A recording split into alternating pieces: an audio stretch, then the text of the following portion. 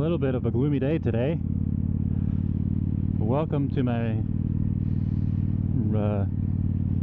audio test session. I got a mic finally. Been recording this video on this 360 camera. It has its own mics, but they kind of suck. What's going on here? I need to pay attention to my shifting.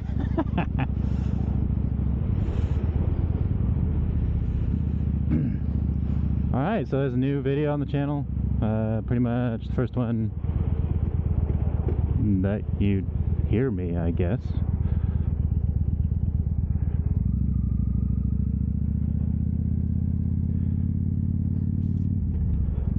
I'm on my way to work right now, so don't you dare. Good.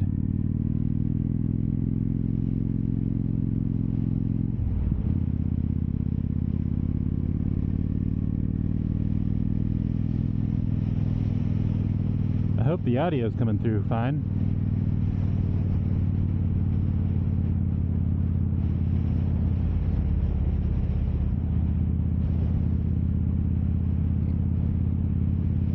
It's a little bit windy right now, but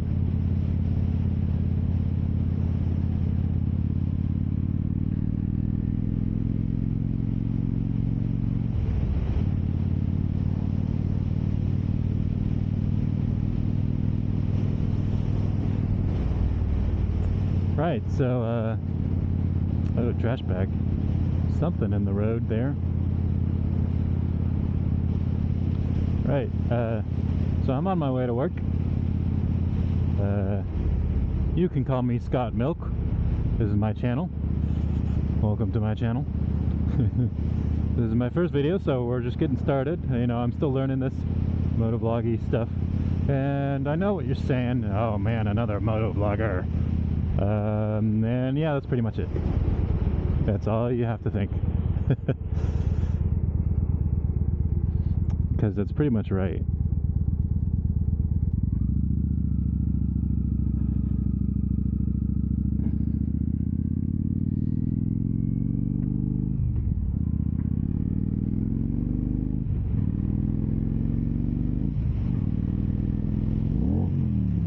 Oh God. Did I just spin my tire? Oh my God. What I just like... I felt like I just like pulled in the clutch or something. I didn't feel like I was going sideways or anything. But like, what the heck?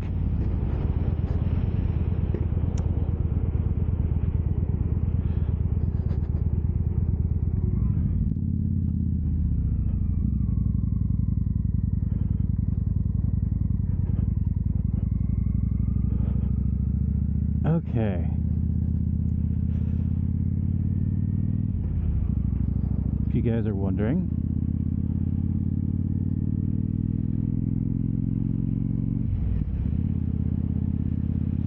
this is a Victory Vegas 2009. Has the 100 cubic inch motor from Polaris, which is I forget, something like 1600 cc's. You guys can do the math and Google.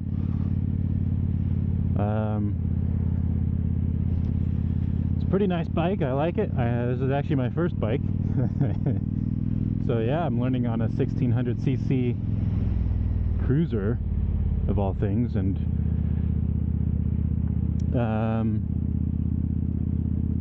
definitely a big bike. Something like 650 pounds dry. So maybe add in the fluids and gas, it's probably 700 pounds. Plus me, it's 200 pounds on top of that, actually probably 240. Might be close to 220 now. I'm trying to lose some weight, but not the point. But so total package of around 920 pounds. With all my gear, it's probably 930, 940. So this is not a light bike, but man, is it a great bike. I love it. I wanted a bike. Does that guy even stop?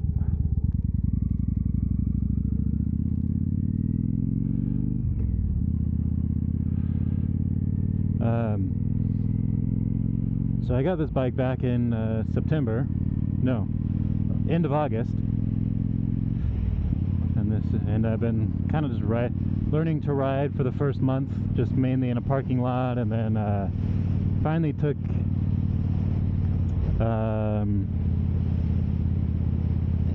motorcycle class through Team Oregon. So I'm up here in Oregon. You might be able to tell just from the weather and the man, it's starting to get a little foggy here.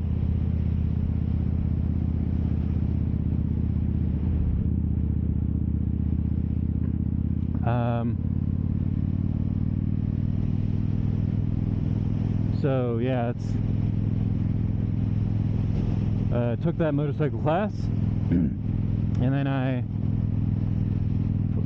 got my license right after that. So, or my motorcycle license, and so this is pretty much, now we are in mid-January. So it's been since I've actually had my license and riding on the road. That guy needs his lights on. Let's see. So mid-October, November, December. It's been like 3 months, and I've been riding to work most of those days. Man, it's getting real wet now.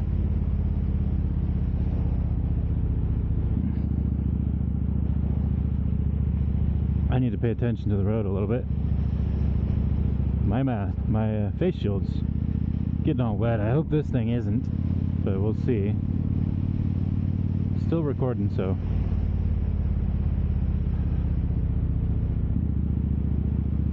So essentially, been riding 3 months. There's been about a few weeks of that time that I haven't been riding my motorcycle, maybe a month total. So 2 months I've been riding to and from work. Oh man. And so I've gotten pretty used to this road, and trying to make most of that time, it's just been rainy, kind of crappy weather. Sometimes it's nice and clear, which is great, and then it's an awesome ride. I can go a little bit quicker and such, but there's still this road there a couple weeks ago, back in around Christmas, New Year's, that week, it did actually snow here. So they did gravel these roads, or salt and gravel, whatever you want to call them. And so there's still some of that gravel in the road, you can see there. So I still got to take it slow even if it is dry. But I've been learning mostly in this wet weather, which I think has made me pretty cautious. I am normally pretty cautious anyways.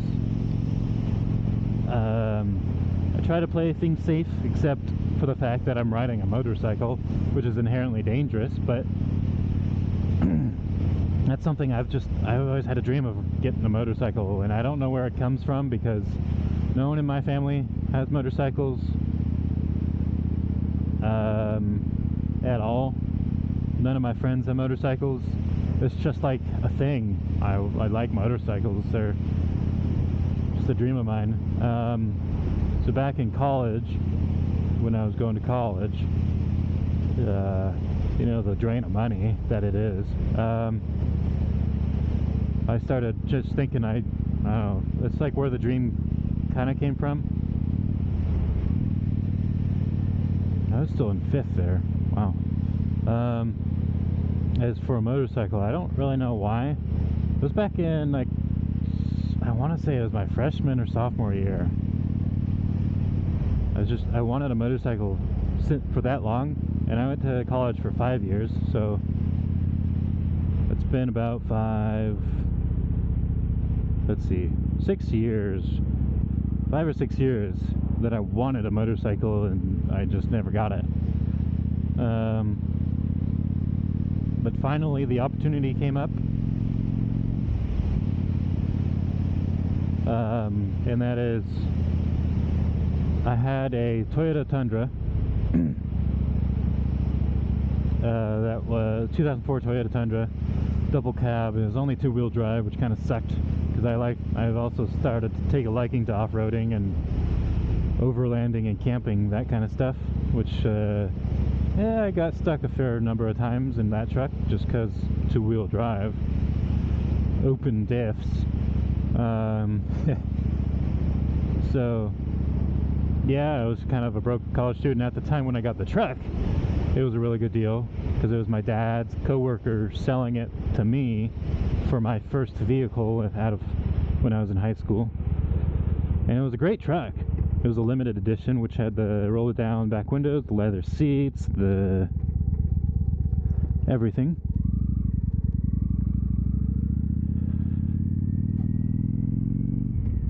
And I put a aftermarket radio in there with Bluetooth, and yeah, it was a nice truck. I really missed that truck, I'm not gonna lie. But recently, after college, I moved up to Oregon with my grandparents,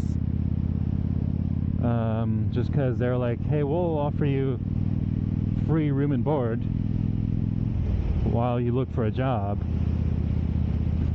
And so I did. I went to school in Arizona, NAU, Lumberjacks, and after that, one of my grandparents is getting a little too old to drive. Oh god, a lot of gravel on this road. What, am I still in fourth? Okay, I need to pay attention to my gears a little bit more. I'm not normally talking to anyone. And so they're getting too old. Their vision is declining rapidly. I think they got macular degeneration or whatever. So their vision's beyond the limit of legally being able to drive. And so they're like, well, I have a vehicle. It's a Subaru Forester 2009. Wait, 2011. 2009's my bike.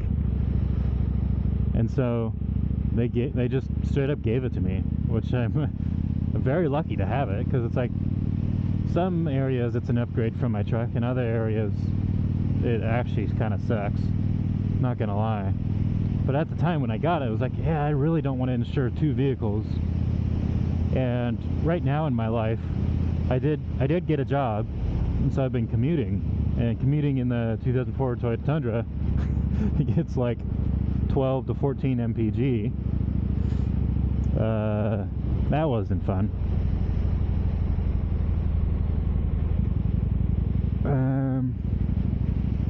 So the Subaru, it gets like I want to say 26-ish mpg on average, somewhere around there.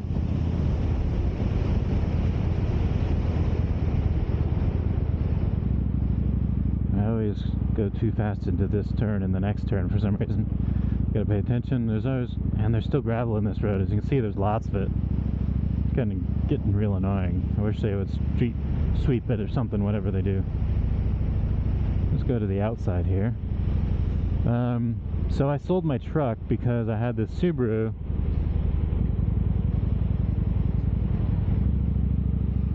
that was, gonna serve me fine for commuting. Doesn't have any leather seats, doesn't have seat warmers, doesn't have steering wheel controls for my radio, which my truck had all that. So it's almost like a downgrade in the luxury comfort area, which, it is what it is. I was pretty lucky with that first truck. A great deal on it, and I sold it for like $5,000, and I bought it at $7,000, but that was back in high school. It was like many years ago, so I didn't lose very much on it. I even gave the guy a break that I was selling it to, because he was like, yeah, I don't really have the money right now. I only have like max 5,000 right now. And I know I'm gonna want to do a timing belt change because it's one of the repairs. It's just a good thing to do. I did the timing belt when I first got the truck, but not since. So it was probably due for it, and so the guy was smart and he's like, yeah, I'm gonna have to wait like another month or so to buy this at the price you're asking, because I was asking 6,000, I think. But he was gonna do it, and I was like, I'll just be nice and let him have it 5,000, and you know, that'll also let him do the timing belt change repair, however much that costs. So yeah, I sold my truck. And then I had 5,000 cash just sitting around, and I don't, the bank that I use, I actually set up when I was like, I don't know, in middle school or something, if that, I don't know. So my bank is based out of California, because that's unfortunately where I grew up.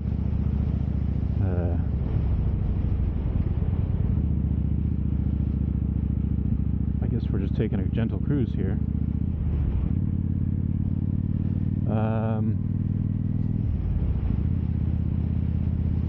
And so I don't have any of my banks up here, so I wasn't able to deposit the money anywhere, because they don't even have ATMs up here.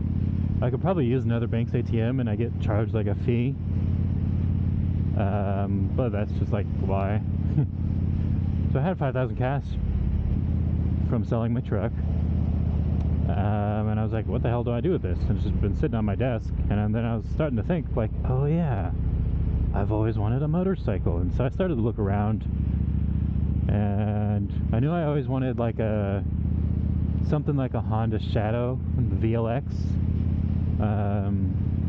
I always loved the look of it looked like a hardtail, but it was actually a soft tail. That was something I was looking around for, but then I was like, you know, reading for like a cruiser, 600 is not a lot. You know, it's almost like equivalent to a 250. Sport bike, I should say.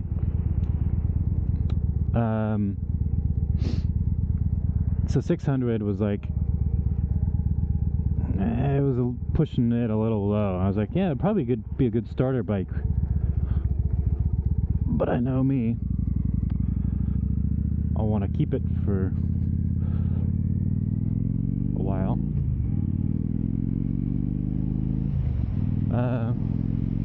So I was still looking around, and then I started looking at Cycle Trader, which seems to me on Cycle Trader there seems to be more of the bigger cruisers and things that at least I've noticed. Like when I was looking on there was one of those what are they called? The Yamaha Rockets or something. Was it Yamaha? It was like one of those like 1800cc bikes or something, or 2000cc bikes, cc cruisers. It just looks like it almost just kind of looks like they put a small V6 on two wheels. And I was like, god dang, that thing's huge. I really don't need that. But then I saw this bike, and I was like, yeah, that bike looks real cool and nice and clean, but it's a brand I've never heard of, which is Victory. And I started looking into it, and when I first saw it, I was like, the price was like 5,000, almost the exact same I sold my truck for. Maybe a little bit less, I don't remember. 5,300? I don't know. So anyways, I looked at it and I was like, yeah, that seems a little bit expensive. I want something that's like I can spend my truck money and then still get gear. So then I like had the page open for a couple days, just like almost to bookmark it. And then after a while, I wasn't really finding much else that I liked. So then or at least there were some things that I was like close to liking. It was another Honda Shadow, one of the, I think they're 1100 or something, I don't remember, not the VLX model. And then I was looking at it, I was like, yeah, it's only a little bit less price than that Victory that I saw. And it's, you know, it's a smaller engine, and I don't have anything against Honda, but I always feel like, in my experience, Honda does more conservative, bland type builds, so their tuning, I imagine, on that bike would probably be something a little bit, like I said, conservative, less grunty. It was like, even, I don't know, I was just thinking like all these things going through my head, and then I eventually actually looked into what was a Victory. Like, how long has Victory been around? Are they known to be reliable? Because I really value my reliable vehicles. Like, I had my Toyota, had literally no problems with it except for like the steering, or the column shifter bracket. There was some bracket inside the steering column that broke. I paid like $60 to get the part and repaired it myself. So yeah, I love my reliability, and I started looking into Victory, and they're, yeah, again, they're known to be pretty reliable bikes, and they're awesome performance for their price. They're I don't want to say they're a competitor to the Harley V-Rod, but they're like kind of in that same area, and they're way better priced. And there's just not a whole lot of other bikes that are quite in its range, at least at the time.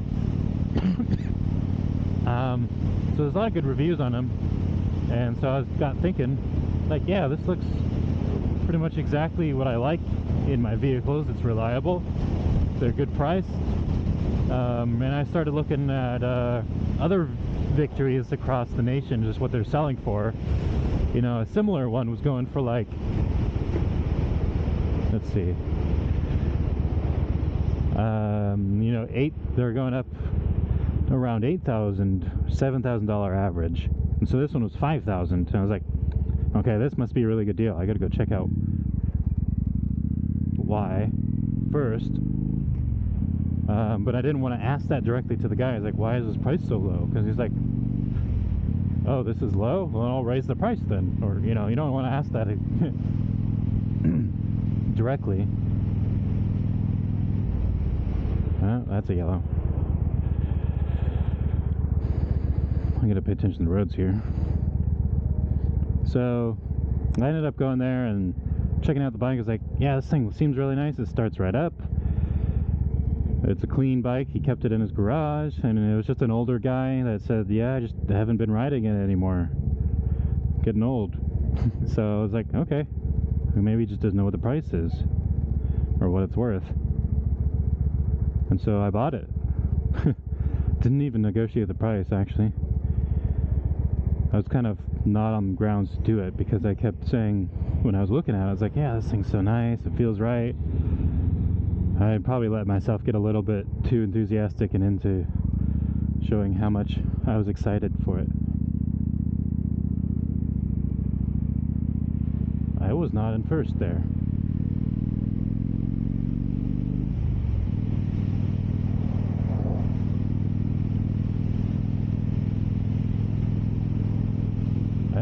I don't even think I was in second. I was in third. Anyways, this video's got to get cut off here because I'm almost to work, and yeah, that's pretty much the story, the whole backstory of why I got this bike as my first bike.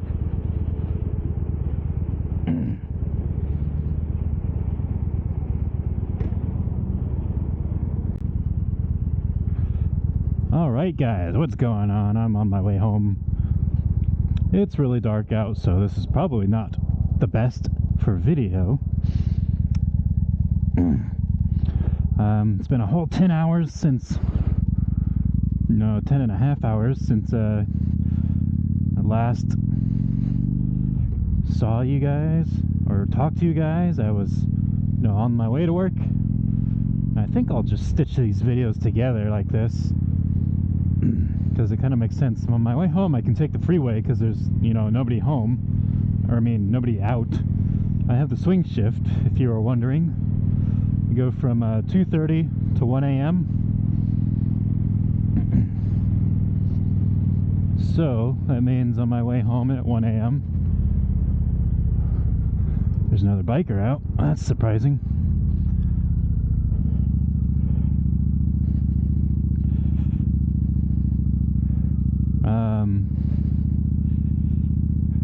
Yeah, there's like nobody on the road at 1 a.m. or almost nobody. It's still a city. If you're wondering, I live just outside Portland, and you know, I still kind of hate living in cities. Back when I was in Arizona, in Flagstaff, northern Arizona, it was beautiful up there, and everyone thinks Arizona is all desert. Well, it ain't. There's part of it up north that's like an extension of Colorado, sort of. That's the way I like to describe it to people. It's high elevation, so it's real, it can get real cold. And when it does have precipitation in the winter, it does snow quite a bit. In fact, one year, I mean, this is like the extreme example, but one year I was there going to college, and we got one day, 24-hour period, which got 27 inches of snow, and that was like some record in the 100 years or something like that. Some ridiculous snowstorm. So if that gives you an idea that it can snow in Arizona, yeah, I loved it there. There was actually seasons. There's ponderosa trees and birch trees were the two main trees types up there. You know, it's actually, I think it's considered an arid forest, but it's still a forest. Like, it doesn't have that much precipitation, but when it does, it's like actually like a lot of it. I don't know, like in the end of summer, end of like August, early September, there's the monsoon season, and that can get some torrential downpours. That's pretty cool, coming from California where it never snows or rains at all. At least where I was from or grew up. So yeah, it was a nice break going to college there. I loved it. And just like the small town feel, it was great. I just love, I mean, Flagstaff really isn't that small of a town. It's not even a town, it's still a city. But it's really spread out. Like, you know, it's one city in the middle of nowhere, essentially. So they can, you know, it's pretty spread out. It's something like, I want to say 40,000 people there, 30,000. And then this college itself is like 20,000 or something. It brings in 20,000-ish, I think, almost doubling the population every time school's in session. Of course, now I think recently it's changed because there's so many goddamn people leaving in California. Flagstaff is one of those places that they're going to. And it's gonna suck because it's, you know, past a certain point, like it's not gonna feel like a small town anymore. At least I don't think so. It's still a lot better than up here in Portland, where it's been a big city forever, and it's just, you know, the problems of big cities. Ugh. Another great thing I liked about, well, why is this guy getting all the way over? There's no one in front of him, at least not for a while.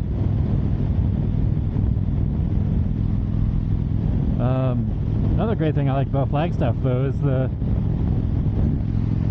fact that you could go like 10 minutes out of town in any direction and you could go camping.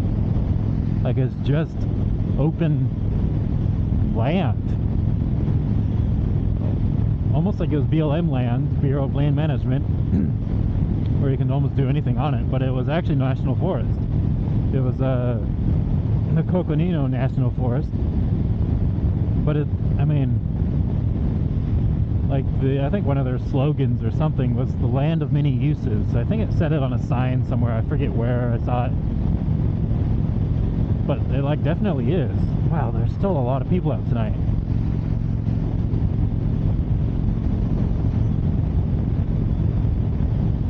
This is usually there's almost nobody on the road, but there's like surprisingly a lot of people. At least right in this little group that I'm trying to get ahead of. Not going to be on here for very long though. My exit's in like a mile.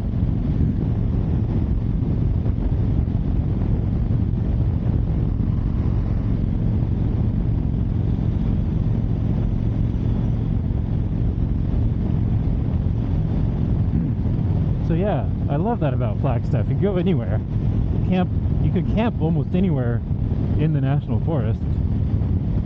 Like literally go drive down a dirt road, and if you find a spot on the side of the road, just camp there. It was awesome. Up here it's all private land and like farms and ranches, and people own it. You can't just go drive there and decide to camp there. It's like, damn, I'm on someone's property right next to their house.